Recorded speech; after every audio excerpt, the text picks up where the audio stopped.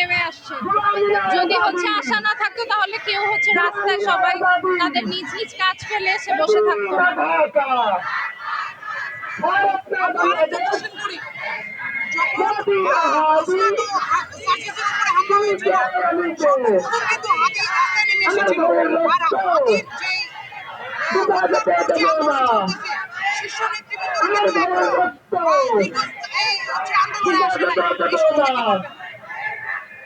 হাদি এমন একজন মানুষ, এখন যদি আল্লাহ না করুক হাদি যদি বেঁচে থাকতো এবং এই আঘাতটা ধরলাম আমি এনসিপি বা জুলাই যোদ্ধা অন্য কারো উপর যদি আঘাত পেত, তাহলে সর্বপ্রথম হাদি রাস্তায় নামতো, বিচার আদায় করা পর্যন্ত সে রাস্তায় থাকতো। তাহলে তারা আসলে কেউ হাদি হয়ে উঠতে পারেনি। আমরা বলতে পারি যে আমরা সবাই হাদি হব, কিন্তু হাদি আসলে কেউ হয় না, হাদি একজন।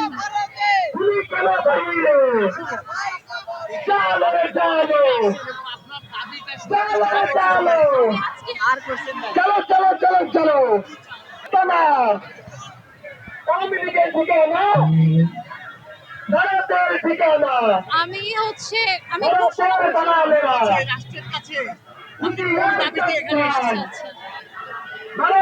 হাদি রাষ্ট্রের কাছে কিছুই চায় নাই, সে শুধু দিয়েই গেছে, সে মানুষকে শিখিয়ে গেছে কিভাবে ইনসাফের রাজনীতি করতে হয়। তো হাদি শুধু রাষ্ট্রের কাছে তার একটাই দাবি ছিল, সে এবং তার টিম তাদের যদি কেউ হত্যা করে ফেলে তাদের ধরে যেন রাষ্ট্র বিচার করে। তাহলে সেই বিচার হাদির একটি মাত্রই চাওয়া ছিল। সেই চাওয়ার সাথে আমরা সমর্থ জানাতে রাস্তায় এসেছি।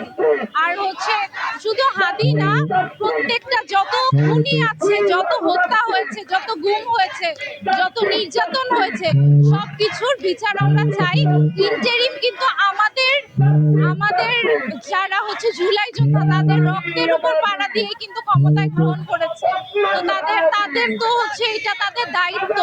তাদের কাছে আমাদের সব থেকে বড় দাবিটা যে হাদি হত্যার বিচার হোক, এবং হাদি সহ আর যারা বিগত সরকার এবং এই ইন্টারিমের আমলে যারা গুম হত্যার শিকার, তাদেরও বিচার চাচ্ছি।